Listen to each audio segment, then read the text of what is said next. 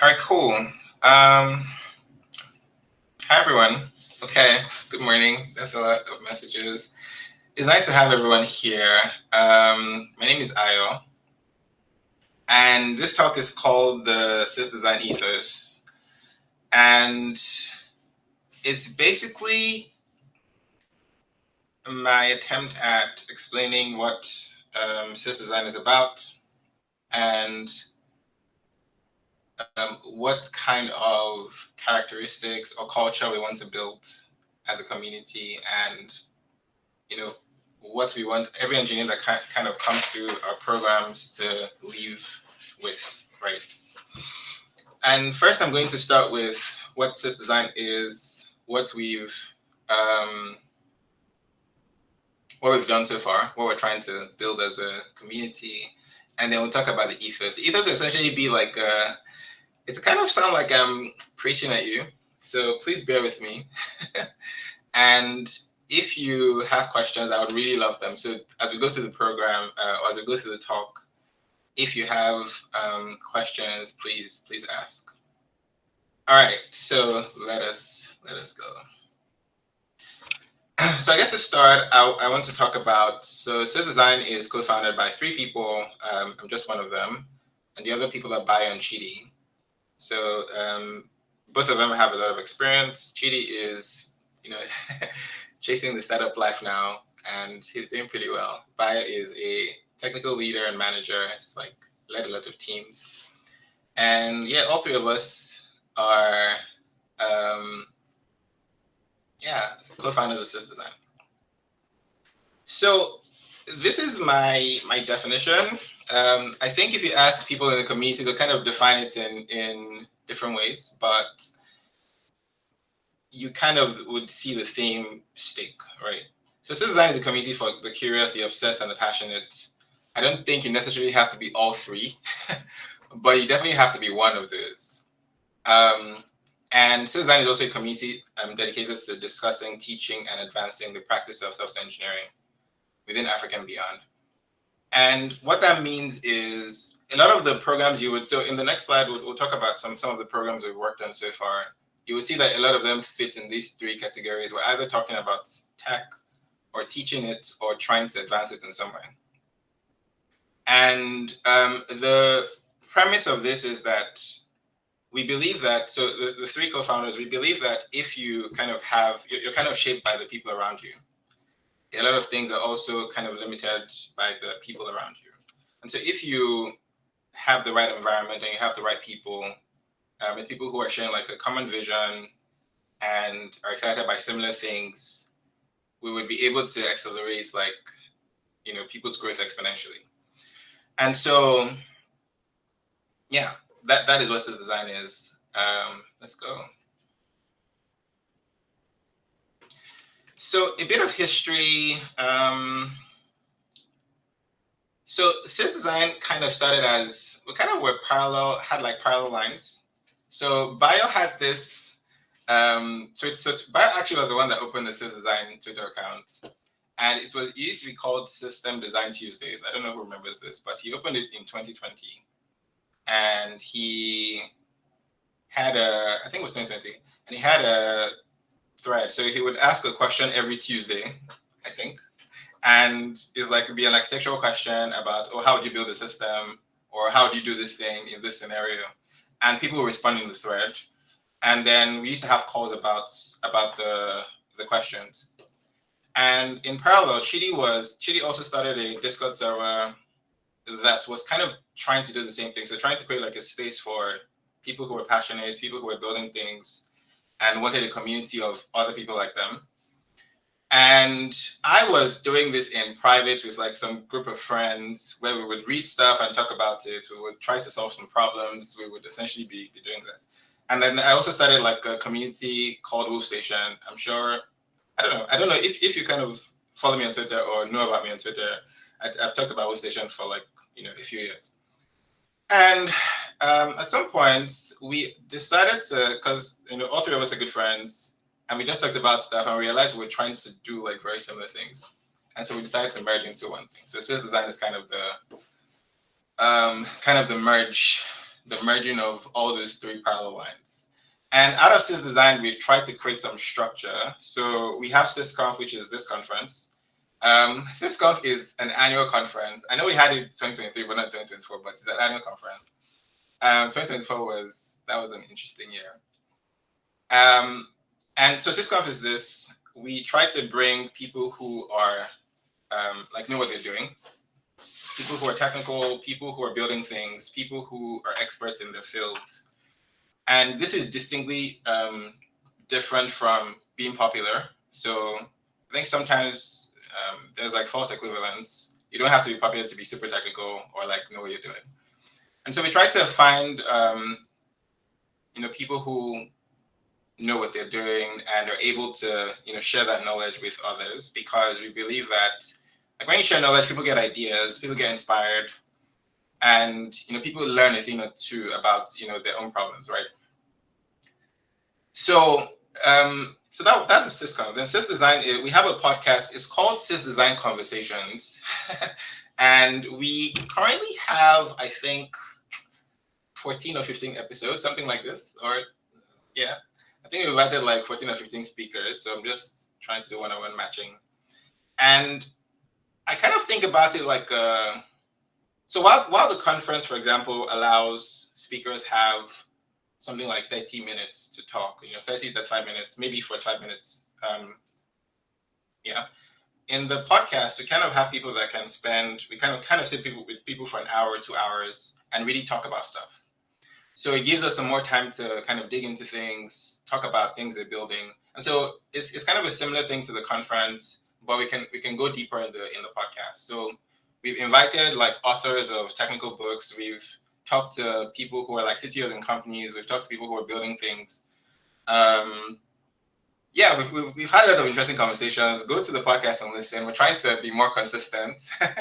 Consistency is always a thing, but I think so far we have really good conversations, right? And we're trying to be more consistent with that. Then we have the DSA program, which is a data structures and algorithms program. It's kind of a 12 to 14-week program. And you come in, you learn about each, like some data structures, like 12, I think they're like 12 distinct ones. And you build your own versions of them, and you solve questions around them. And you have assignments, you have teams to build projects with, you have mentors, you have teachers, just kind of whole thing. And it's free. I mean, so far, we've kind of made it free. We've had like four cohorts, and it's been free. We've graduated like 50 people so far. But fun fact, we've had 250 people go through the program. So at different points, people have kind of dropped off during the program, because 12 to 14 weeks is a lot of commitments. And like, it's not, I wouldn't say like we're particularly proud of like the fact that 250 people have come in and 50 plus people have graduated. We're trying to bring those numbers down as much as possible. But it is a program that is long, so I think it will happen that people will drop off. But yeah, we have a new one coming next year. So if you're interested, there's an application out. I would recommend that if you're going to apply for that, you put in a thoughtful application. Yeah. All right, then we have a reading club. So we have a club where we've read papers and some technical books. Again, so there's kind of an ideal for this, right? Like we want to consistently be reading like technical books. So far, I think we've only read one end-to-end, but we have someone that's kind of leading that, and we hope to be more consistent. And then there's an incoming one. A lot of my team members have not heard about this, so this would be like new for them. But we're going to introduce something else really soon called Build Your Own Systems. So it's a kind of it's be like a group of people who come together and build like a simple version of something, right? So think about like Redis, like a Redis server and client, or like a simple version of Kubernetes. So one of the talks today is a light version of Kubernetes, which I think is like, really characteristic of SysDsgn. So build your like simple versions of things to really understand it. All right. Yeah, that is about SysDsgn. I think we can move on. So if you want to stay abreast of what we're doing, please follow these accounts. And yeah, we'll see you there. See you on social media. All right. Yes, exactly. From Nanya. Sorry, I hope I'm not butchering your name, but exactly like Code Crafters. Code Crafters is I use them and they're like really cool for me. All right, so now we've talked about SysDsgn and what it is, and I want to kind of move to the ethos part. And this would kind of sound like I'm preaching again, but I think it's really important stuff. And this is also not what is the word? It's not an exhaustive list of stuff, right? It's just these are some important ones, but there are other important things as well. All right. So the first thing I want to say is be serious. We want everyone that comes to the program, comes in content of SysDsgn, to be serious. I think that seriousness. So I don't have a lot of data like to back stuff, but I have spoken to people. So I would call these I'll call this like experiential observation, right? Like so there's a better word for that, but I forget it now. But like I'll call this like what I've observed and what we like have observed in the community as well. A lot of people play at seriousness, as in you can like tweet in a way that makes you look serious. You can talk to people in a way that makes you look serious. But seriousness is a lot of work. And so you can imagine, for example, having like a schedule for like reading, and every day you read for 6 hours. And in addition to this, you're working, you're doing like other things. Like, I mean, things happen in life, so there would always be stuff to distract you. But like being serious means you're willing to make the sacrifice, you actually put in the work. And I feel like a lot of people who are serious would not be able to talk about being serious because it's just the nature of seriousness is that is taking a lot of your time. But I mean, again, not to say that if you don't talk about it, like, or if you talk about it, you're not being serious. But the point is, don't play at seriousness. Like, really, like we want people to come and really put in the work. And a lot of this is like putting your head down and like putting in the hours. You want to read a book. The book is like 800 pages. We've seen like, or we've had conversations with people where the people are like, oh, reading 800 pages is impossible. Or, this is just like so people like see technical books and like, they're like, oh, this is just like a book to reference, like a referential book, like a book you reference when you want to do something in the future. But like, no, you need to sit down and actually go through the pages and read this thing and spend the hours on it and, be confused, stay in the confusion, try to walk through it. And so for example, the DSA program, something that like we try to do is get people to build their own versions of things.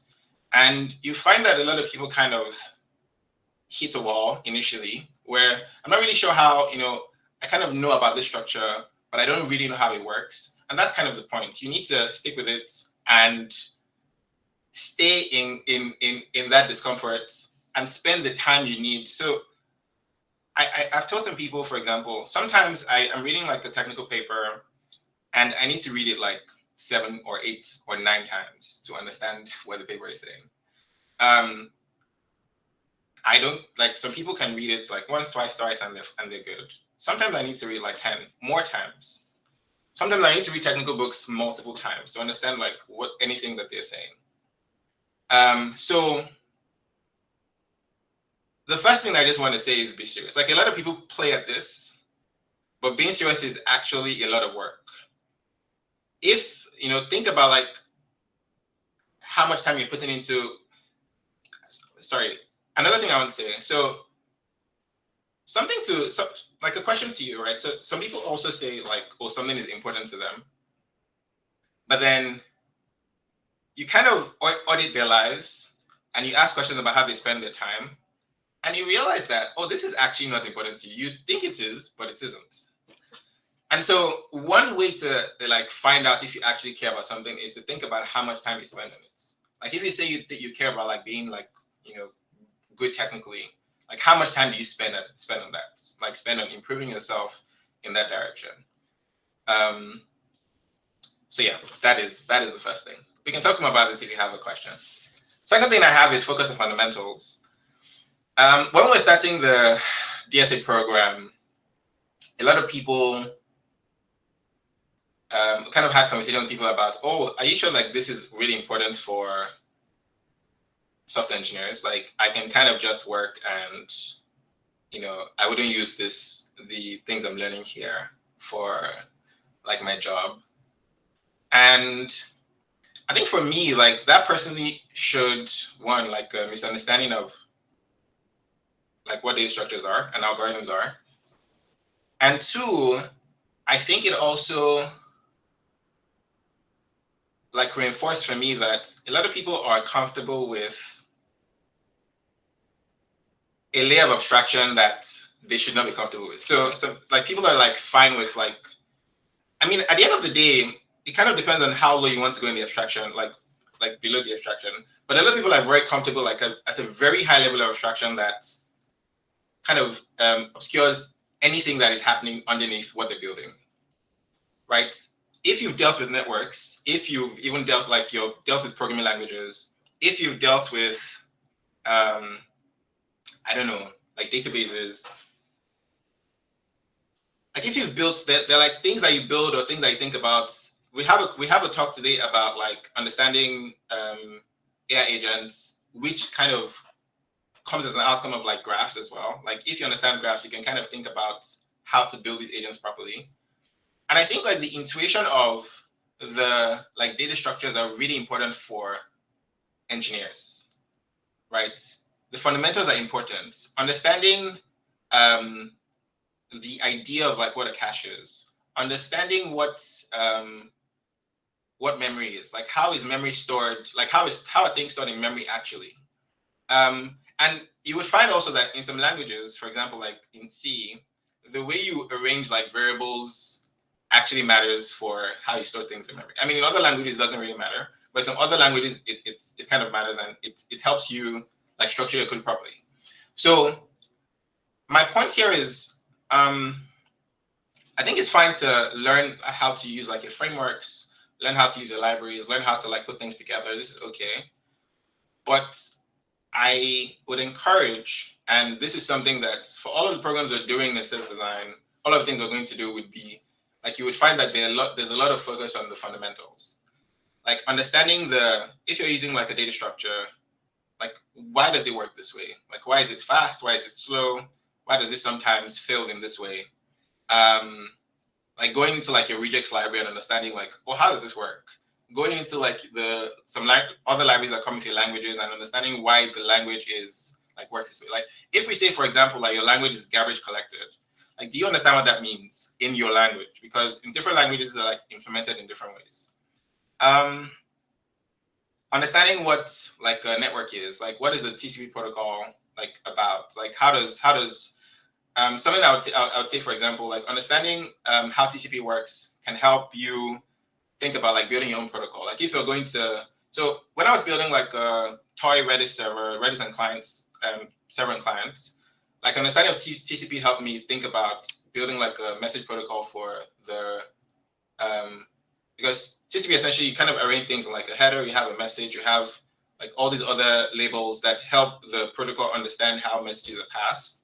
And it's the same idea, like if you're building your own like protocol, like you want to move a message from one thing to another, you want to be able to like add a lot of information for things for the either the client or the server to do things with information. And like knowing how other systems have implemented this would help you think better, for example, about building your own version, right? Right. I hope that makes sense to people. Next thing is aim to read a lot. And I mean this in multiple ways. One, aim to read books a lot, like technical books. I think that there's a lot of valuable information in them. I think you learn about how people have labored to like gain their knowledge, and you also get the benefit of not having to labor the same way. So books and papers are kind of similar for me in that way, where you kind of go through the journey that other people have gone through, and you kind of see their labor, you appreciate it, but then it gives you like you get ideas from these books, you get understanding from these books, and you kind of can really go deep in the topic. So like a book that is like a book on networking, for example, will go through like a lot of details about how networks work. And then if you have to work with networks in any context, like the information or what you've gained from those books will be very helpful. So that is kind of one dimension. The other dimension that has really helped me as well is in companies I've worked at, just reading their literature, like reading their documentation, right? How do the APIs work? How do their systems work? Reading like how people, like if they're design documents, reading like the design documents. This is really helpful because one, a lot of people do not read. So if you read, you're already kind of further ahead than most people. That is one. Two, you also get the benefit of being right. And being right sometimes with simple things. Like, someone wants to know why like a system works a particular way. And you would find that a lot of people don't know the answer. But if you read, you would know the answer. And you get the extra benefit of being right, and you build a reputation for being right. And the things you want to be right at initially are like simple things, and you kind of build that up to more important things. So, aim to read a lot. We can talk about this. I hope people have questions, honestly, but aim to read a lot.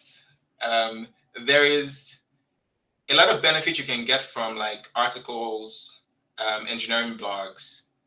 But if you can also get into like, the like thick books and like really going into the details of something, you should. All right. Next thing is aim to build a lot. I think that sometimes I've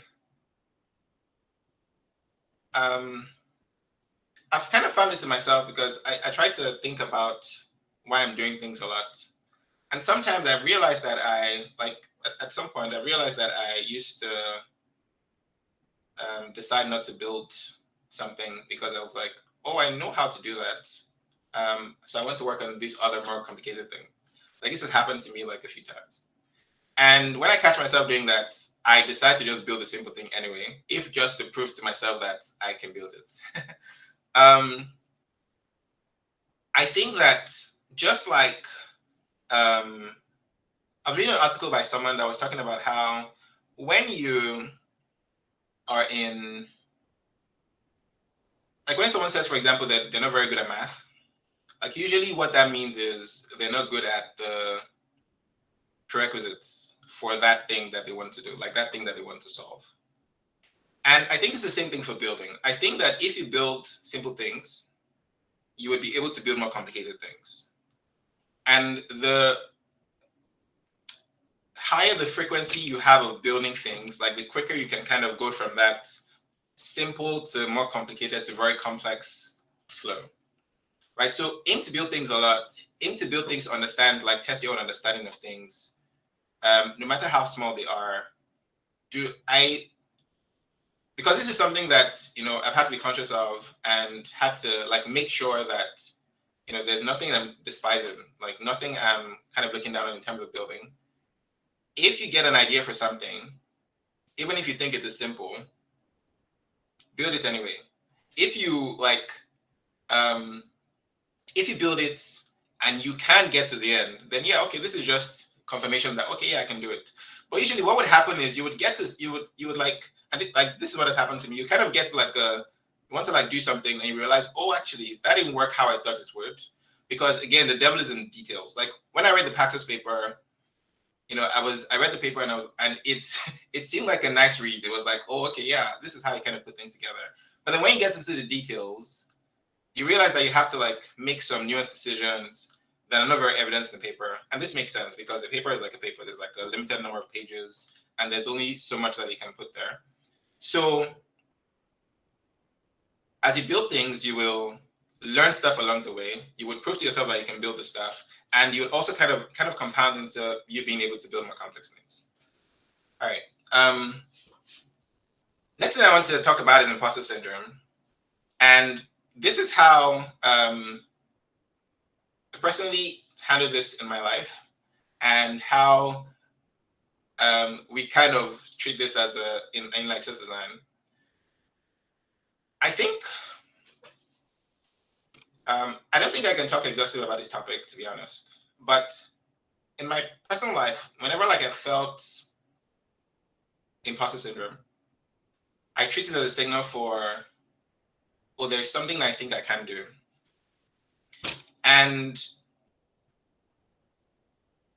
one outcome of that is, like, it's possible for you to treat that as like an identity and like, kind of spiral into, oh yeah, I'm not like good enough to be here, or so on and so forth. But then I think like a better way to handle it, which is the way I try to handle it, is treating it as a signal. This is a signal that there is something I think I can do. And so what happens? Do I want to do this thing? If I want to do this thing, how do I do it? Like, what do I need to know to be able to do it? And you kind of need to make a decision. It's very possible that someone can do something you can't, and you don't actually want to learn how to do that thing. And if you don't want to learn how to do it, the signal is a useless signal. You kind of just discard it. Like, this is, yeah, like I'm making a conscious decision not to do this thing. So this is fine. But then if you want to do it, I think that like thinking about what the path is from where you are to that path is probably like a more useful use of your time than treating like as an identity. So like I want to learn how to debug Linux machines. I don't know anything about Linux machines today. And so I read like a book on Linux machines. I learn about the commands in like to like check things out in Linux. I think about scenarios for how things can fail, and if something fails in a particular way, what kind of commands do I run to get like what I want out of the system? And when I get that, like, how do I think about? Can I like think through what the flow is? Like, what exactly is the problem? And if I can't, like, what is missing? Do I like not understand how some parts of the operating system works? Okay, then I need to spend some time understanding how the operating system works. And so I think that treating it as a signal is probably a good idea. And this is how I handle it.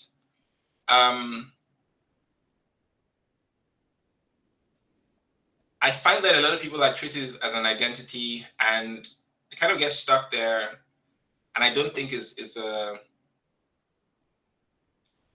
again, I know that this kind of differs from person to person, but like just as a personal thing, as a thing that we're trying to encourage in our community, treating the signal is like a much better use of your time, I think. And sometimes, like when you kind of go through this process, you also kind of think about the fact that you would realize. So at work, for example, there's someone that is super good. Like for me, like super good at like debugging systems. Like you can go down to like how the NIC is set up. Like we have a custom NIC. This is why like for this particular type of flow, something is missing. And having a conversation with the person has helped me realize, okay, this person has spent 10 years debugging Linux machines. Like there is no way, except by putting, similar amount of work, that I'm going to be able to do that, just by wishing it. So treating imposter syndrome as a signal versus an identity, I think is probably something useful, right? So consider that. I think we have, sorry, it's time for questions. I think we have 2 more, so this is fine. So hold titles loosely. I think that a lot of people look for titles. I wouldn't say titles are not important, so this is not what I'm saying. But I would say to hold the idea of a title loosely. Like, okay, I want to be a senior engineer, I want to be staff engineer. These are okay goals to have. But I think that there is a tendency or like a potential for, titles to kind of feed into ego, which kind of circles back to, like, for example, like an unwillingness to be like a beginner again, an unwillingness to like build simple things or learn simple things. And I think that just makes you like stagnate, right? So again, because this is something that we've observed as, just like talking to people, titles are important. I wouldn't say they're not. Like, I would never say no that, but hold them loosely, right? You want to be a senior engineer, that is fine. If you become a senior engineer, what happens? You want to be staff, that is fine. But I think the more important thing is actually building your technical knowledge and like all the other stuff we've talked about. So I will spend some more time here. And the final thing I want to say is compound, like learn to compound. So my own personal life, I tend to be very extreme in things. And sometimes I want to spend, like if I want to read a book, like I want to stop everything else. Like I want to not do any other thing except read the book. Sometimes this is the only way I can get through something. But I've started to appreciate that if I was not doing something at all in the past, even doing something for like 20 minutes or 30 minutes is much better than not doing anything at all. And so just consider this, right? It is better to have like a 0.1 improvement than to have zero. Even though 0.1 is, really small, but it is bigger than when you were not doing anything, right? So this is the final thing. Think about compounding 0.1 plus 0. Or times 0.1 times 0.1 times 0.1 would eventually become something big. And what would potentially happen is that if something is, you kind of start at 0.1 and you kind of build it, you would also build the capacity to kind of do it for longer, right? When you think about runners, like when I started running, I would run like 5 minutes and maybe an hour. But now I'm trying to push like 21 minutes, we'll see what happens. But like this is what what compounding can do. So I'm done preaching at you. Thank you for listening to me. Again, this is not exhaustive, but yeah, I hope this was useful to you. So for the rest of the conference, I kind of want you to think about this. We have a lot of talks that are super. Like I'm in the 2 non-technical talks today. So this one and the panel we have in the afternoon. Come for the panel, by the way. That is a really. I'm looking forward to that a lot. So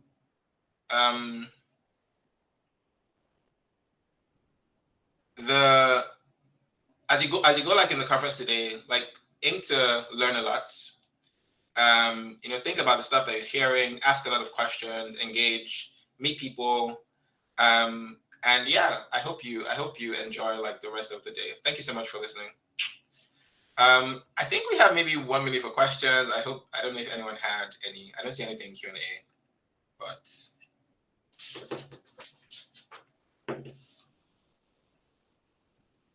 all right, so I think we're done with this session. If you have questions, you can leave it here.